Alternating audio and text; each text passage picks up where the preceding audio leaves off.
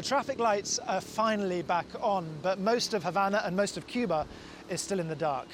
Cuba's national power grid collapsed yet again on Monday, and it was out across the country for most of Tuesday. Power is only slowly coming back online, and most of the country still doesn't have any.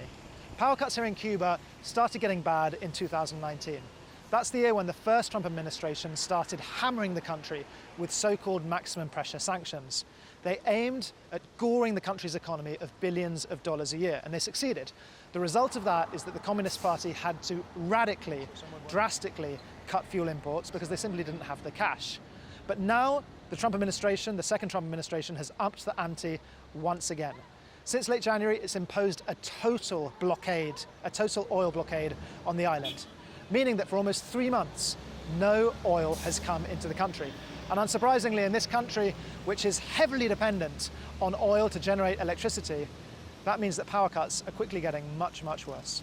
It's now been confirmed by both governments, the Cuban government and the Trump administration, that the two countries, the two old foes, are once again locking horns and negotiating. On Monday, Cuban Deputy Prime Minister Oscar Perez Oliva Fraga announced that soon Cuban nationals living abroad, including in places like Miami, Florida, in the United States, will soon be allowed to directly invest in their homeland and even own businesses here in Cuba.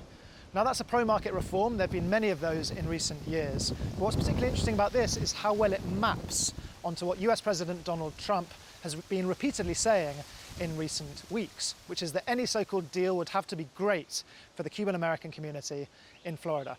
We don't know all the details of the negotiations. They seem to be focused largely on economic reforms. But what I can tell you is that with the US oil blockade driving down living standards so low right now, most people on this island are very much in favour of some sort of agreement.